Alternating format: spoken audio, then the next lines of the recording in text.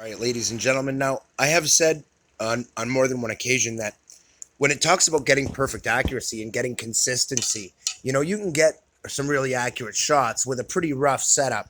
But if you really want it to be perfect, if you really look here, it may not look like much, but it is really where the arrow actually rubs, it's baby smooth. It's like polished smooth. And this whole area looks a bit rough, but it's really perfect smooth, and there is no roughness anywhere here. And it's very smooth, very, very nice. All along this edge, there's no roughness. And the reason is I've used this. This is a diamond carbide rod that is out of a knife sharpening set that I use. Now, what that does is allow me to really, really fine tune the shelf and make it smoother. And so that's all I've done. And then I took the pin, I made a new pin. My roommate had kind of bumped it and knocked the old one out, but it's because I had just done a temporary one, and you can see here where it was glued.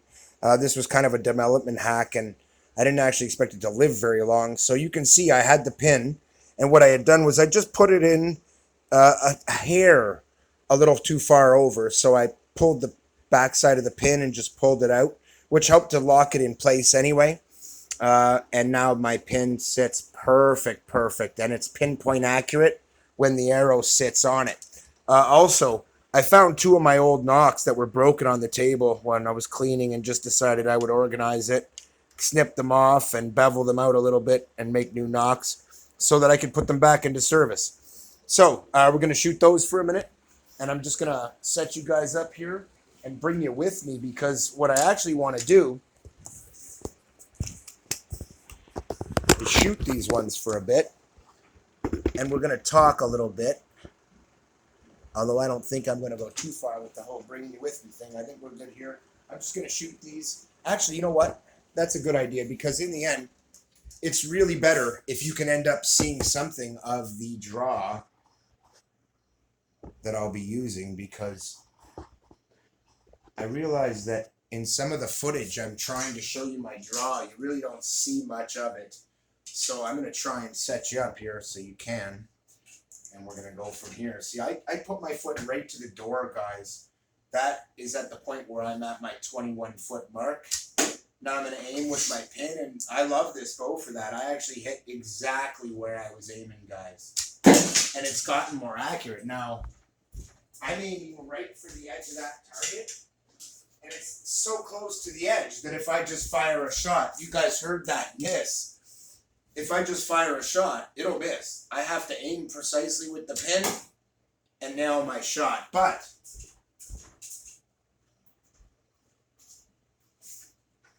it's really easy to do with this bow.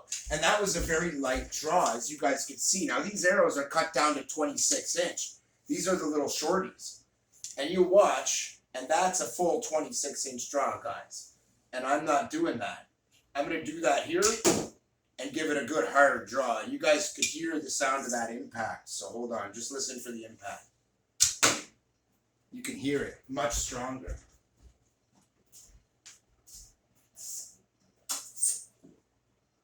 And we're starting to get 4 and 5 inches of penetration, guys. But one of the other quick changes I made to this bow was I slightly adjusted the string length, and I put this back to an exactly 8-inch brace height.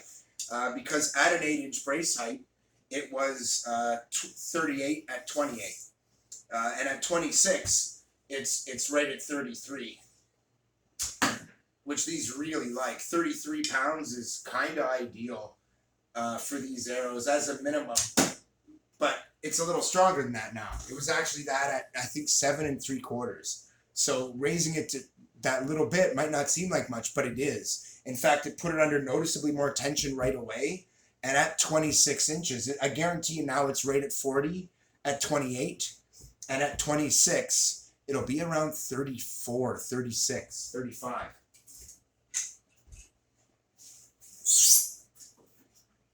Because it's like it, and because it's much stronger early on than it was, I'll bet money that even at the 25-inch draw, I'm already well over 30 pounds. And right here, right at that 26-inch draw, I really feel it. And I know that that's good. Like I feel like I'm pulling a 33 to 35 pound bow right there, no problem. And those arrows came in pretty tight to each other as well, without really using the pin, just drawing the same draw length. It's one of the reasons why your arrow length is really important in relation to the bow itself, and your relationship between those. Now this is noticeably longer, and you can see to pull this, instead of drawing to here, I'm drawing right to the back of my cheek for a full 28-inch draw. And you can hear the difference, guys. Certainly you can hear the difference. And these will come in with some authority for that exact reason. This is still the same strength bow. There's nothing super powered here. I mean, this is not a super strong bow at this draw length, because these ones were cut down too. So they're not actually 28. The other ones I could at most draw 26. This one, it's only an extra inch. It's only 27. We're still short of a 28-inch draw.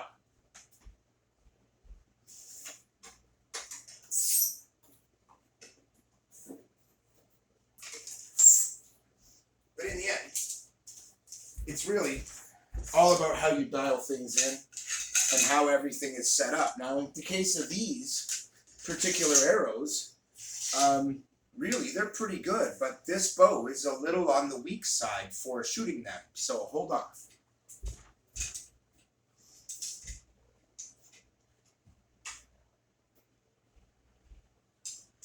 Now, this was one of the first, in fact, this was the first one I built to be really heavy. In fact, it came out kind of wrecked. It wrecked itself right away, but when I re-epoxied it, it stayed so solid ever since. It's still a pretty accurate bow. I can still shoot off it without wrecking the arrows or anything like that. It still shoots real well, but it's a little stronger. So much so that I no longer need anywhere near a 27-inch draw on these arrows. On the other bow, I absolutely had to use every inch of that. But on this one, I start pulling a full draw, and I'm already well over the poundage that these would have been rated for. And when I first built this, it was destroying arrows. But it's because the arrows that it was designed to shoot were 28-inch. Barnett arrows was what I ended up getting. And these things just destroyed them because they were only rated for 40. And this is a 65-pound bow.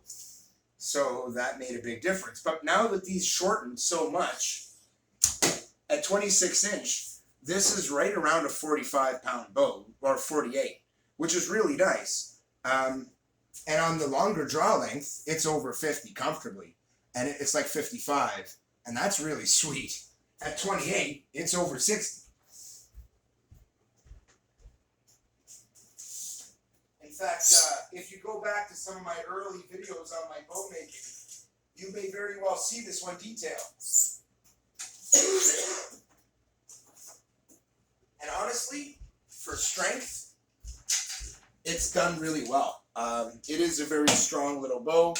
It makes enough power that I'm really happy with it overall. I mean, it never shot badly. It's always shot very accurate, very reliable. It seems to be gentle on the fletchings, but I've given it a really big riser, guys. I mean, this is a 10-inch riser,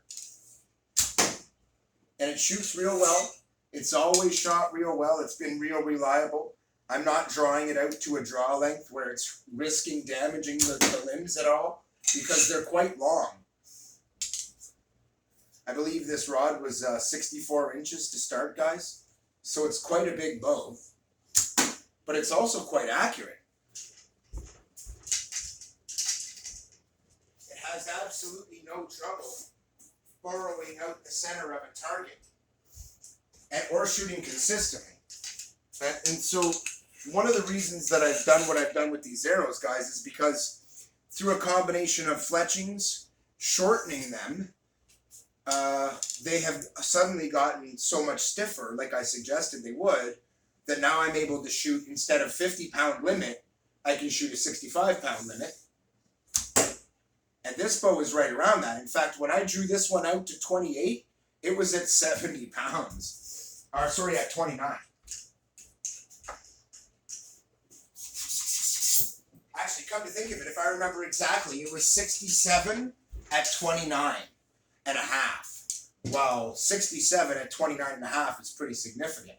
So I'm only drawing to about 55 to 58 pounds when I do that, which is really nice. And that actually hit with some pretty hard impact force and was enough to twist the whole target despite the weights being on it. That was a killing kind of shot, guys. So's that. Those absolutely will penetrate.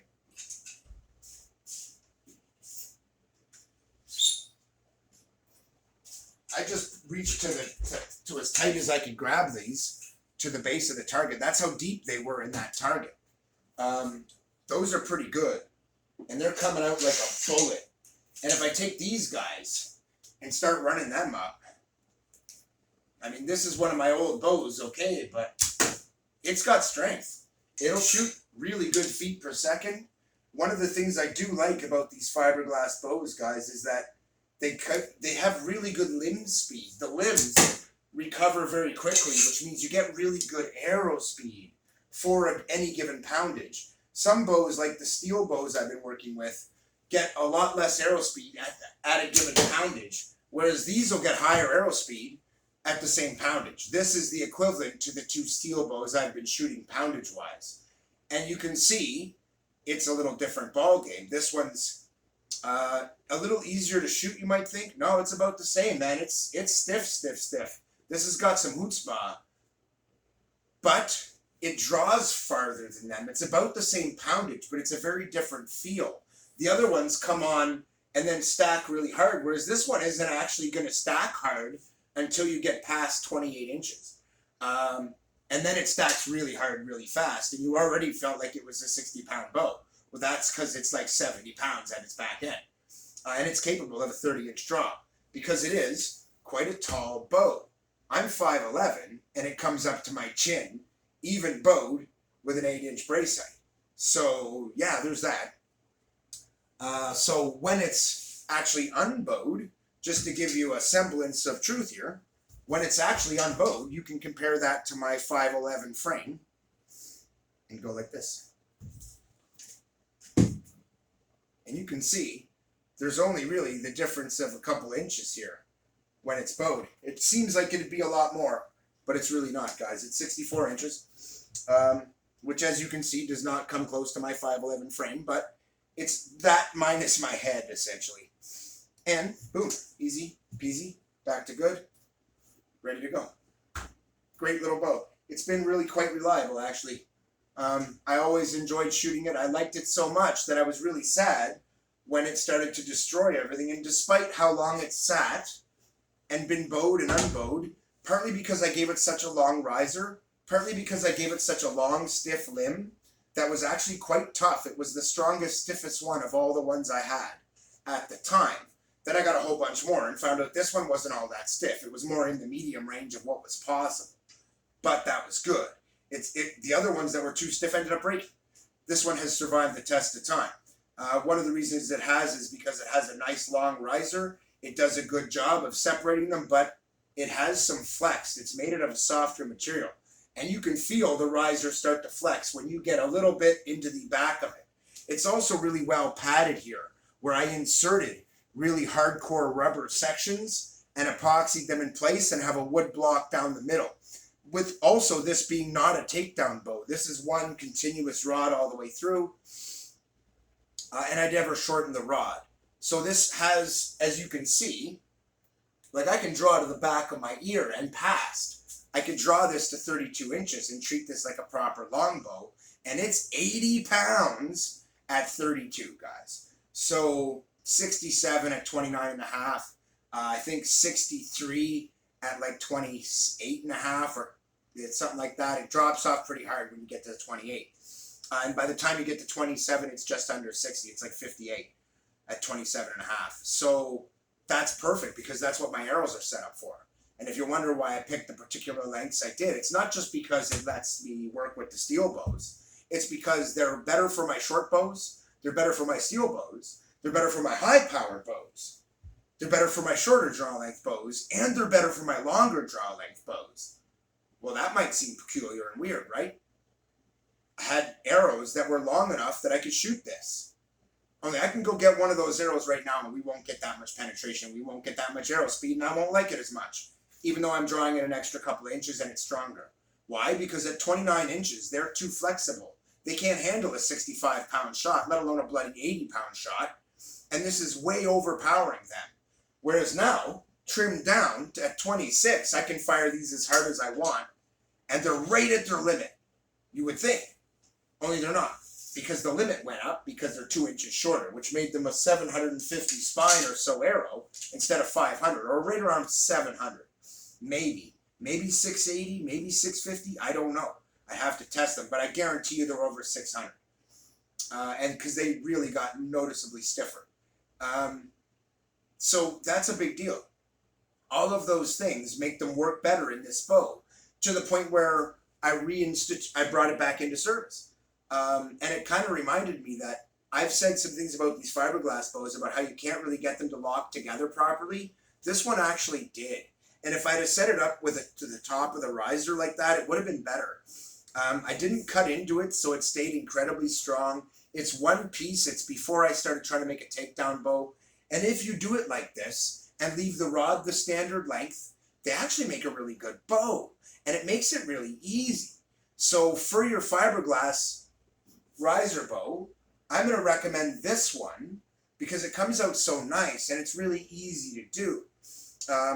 Now, also, I will say I took the end caps from hockey sticks and drilled them out, but I used hard ones, really hard ones. And in the bottom, I used a really extra hard one. And because I wanted the top limb to be softer, I used a softer one. The problem is that turned out to be a bad choice. I should have used a really, really hard one and locked it in really tight. However, this all moved while it was epoxying, and this popped up. And it turned out that this is actually now in the perfect spot for me to shoot off of. And I was going to correct it. And when I realized that, and it has the little downward angle and everything, I'm like, you know what? That's actually better anyway. And it shot so good, I just left it like that.